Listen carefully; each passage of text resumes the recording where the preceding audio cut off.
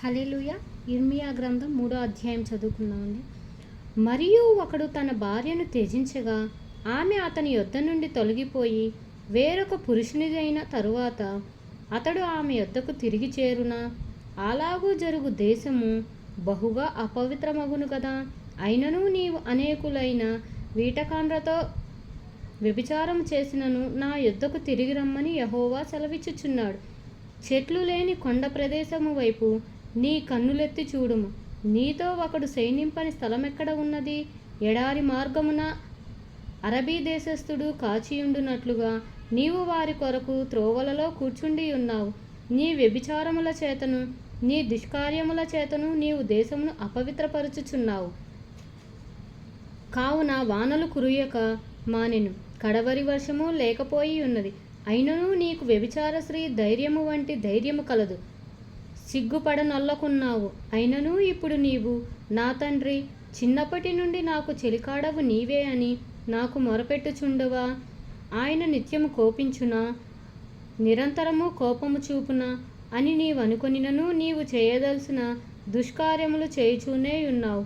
మరియు రాజైన యోషియా దినములలో యెహోవా నాకిలాగు సెలవిచ్చెను. ద్రోహిణియగు ఇశ్రాయేలు చేయు కార్యము నీవు చూచితివా? ఆమె ఉన్నతమైన ప్రతి కొండ మీదకి పచ్చని ప్రతి చెట్టు క్రిందికి పోవుచు అక్కడ వ్యభిచారము చేయుచున్నది. ఆమె ఈ క్రియలన్నిటినీ చేసినను ఆమెను నా యొద్దకు తిరిగి రమ్మని నేను సెలవీయగా ఆమె తిరిగి రాలేదు. మరియు విశ్వాసఘాతకురాలగు ఆమె సహోదరి అయిన యూదా దాన్ని చూచెను.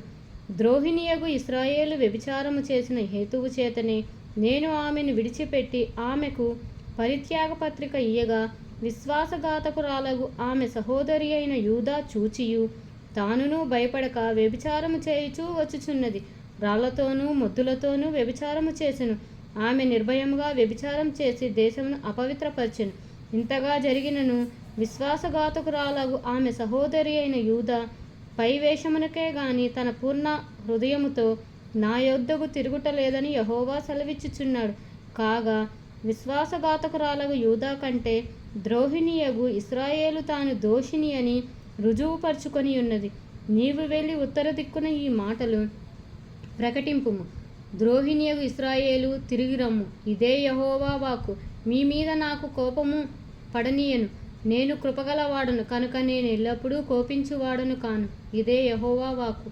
నీ దేవుడైన యెహోవా మీద తిరుగుబాటు చేయుచు నా మాటను అంగీకరింపక ప్రతి పచ్చని చెట్టు క్రింద అన్యులతో కలుసుకొనుటకు నీవు ఇటు అటు పోయిన నీ దోషం ఒప్పుకొనుము. ఇదే యెహోవా వాక్కు. భ్రష్టులకు పిల్లలారా, తిరిగి రండి. నేను మీ యాజకుడను. ఇదే యెహోవా వాక్కు. ఒకానొక పట్టణంలో నుండి ఒకనిగాను ఒకానొక కుటుంబంలో నుండి ఇద్దరినిగాను మిమ్ముని తీసుకొని సియోనుకు రప్పించెదను. నాకిష్టమైన కాపరులను మీకు నియమింతును. వారు జ్ఞానముతోనూ వివేకంతోనూ మిమ్మును ఏలుదురు.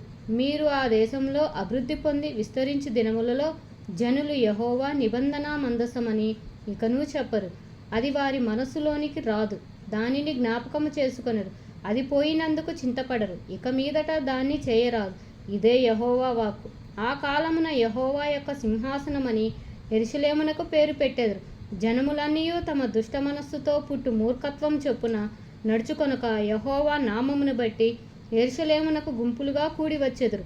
ఆ దినములలో యూదా వంశస్థులను ఇశ్రాయేలు వంశస్థులను కలిసి ఉత్తర దేశంలో నుండి ప్రయాణమయ్యి మీ పితరులు నేను స్వాస్థ్యముగా ఇచ్చిన దేశమునకు వచ్చెదరు.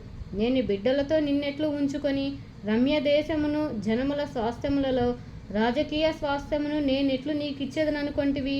నీవు నా తండ్రి అని నీవు మొరపెట్టి నన్ను మానవనుకొంటినివి కదా. అయినను స్త్రీ తన పురుషునికి విశ్వాసఘాతకులగునట్లుగా ఇశ్రాయేలు వంశస్థురాల నిర్భయంగా మీరును నాకు విశ్వాసఘాతకులైతిరి. ఇదే యెహోవా వాక్కు. ఆలకించుడి. చెట్లు లేని మెట్టల మీద ఒక స్వరము వినబడుచున్నది. ఆలకించుడి. తామ దుర్మార్గులై తమ దేవుడైన యెహోవాను మరచిన దానిని బట్టి ఇశ్రాయేలు చేయు రోదన విజ్ఞాపనములు వినబడుచున్నవి. భ్రష్టులైన బిడ్డలారా, తిరిగి రండి. మీ అవిశ్వాసమును నేను బాగు చేసేదను. నీవే దేవుడవైన యెహోవాయు. నీ యొద్దకే మేము వచ్చుచున్నాము. నిశ్చయముగా కొండల మీద జరిగినది మోసకరము. పర్వతముల మీద చేసిన ఘోష నిష్ప్రయోజనం. నిర్భయముగా మా దేవుడైన యెహోవా వలన ఇశ్రాయేలునకు రక్షణ కలుగును. అయినను మా బాల్యము నుండి లజ్జాకరమైన దేవత మా పితరుల కష్టార్జితము. వారి గొర్రెలను, వారి పశువులను, వారి కుమారులను, వారి కుమార్తెలను మృంగివేయుచున్నది. సిగ్గునొందిన వారమై సాగిలపడదుము రండి. మనము కనబడకుండా అవమానములను మనలను మరుగుచేయును కాక. మన దేవుడైన యెహోవా మాట వినక మనమును మన పితరులను మన బాల్యం నుండి నేటి వరకు మన దేవుడైన యెహోవాకు విరోధముగా పాపము చేసిన వారము.